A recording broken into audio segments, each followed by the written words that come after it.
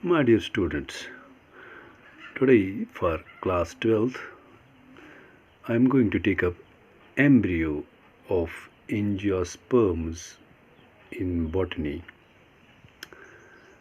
The embryo, you must be knowing, contains or holds the baby plant. Embryo develops at the micropylar end of the embryo sac. You must be remembering embryo sac, that is the female gametophyte, where the zygote is situated. Zygote is formed after the fertilization. You must be remembering that double fertilization event in case of angiosperms.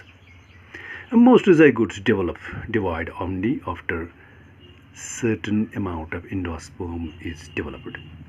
This endosperm is the nourishing tissue for the developing embryo, or to provide assured nutrition to the developing embryo.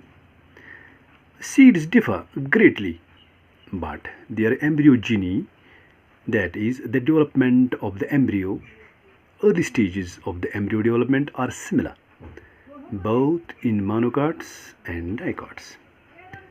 The zygote gives rise to proembryo and subsequently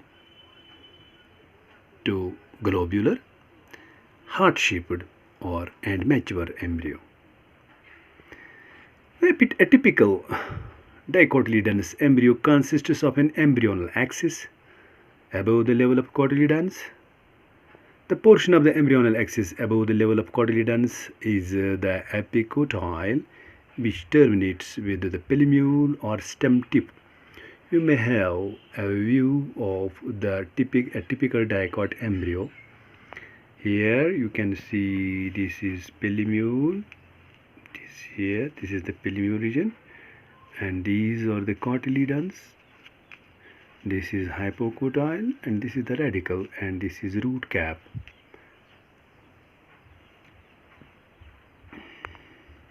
The cylindrical portion below the level of the cotyledons is the hypocotyle that terminates ultimately at its lower end into the radicle or root tip. The root tip is covered with a root cap. Embryos of monocotyledons possess only one cotyledon. You must be remembering the monocotyledons.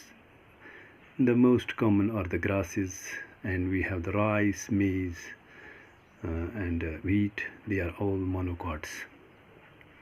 In grass family, the cotyledon is called scutellum, situated towards one side of the embryonal axis.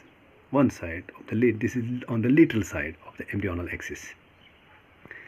At its lower end, the embryonal axis has the radicle and a root cap enclosed in an undifferentiated sheath that is called as coleorhiza. Coleorhiza contains the radical portion and which ultimately develops into root in case of monocots. The portion of the embryonal axis above the level of attachment of scutellum is the epicotyle. This epicotyle has a short apex and a few leaf primordia enclosed in a hollow foliar structure, the coleoptile. This coleoptile therefore holds the leaf primordia from where the stem arises in case of the monocots.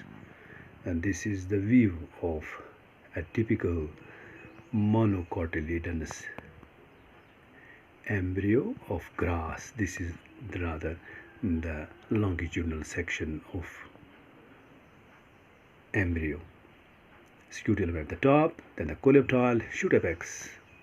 This is the epiblast, radicle, root cap, and coleorhiza. Thanks.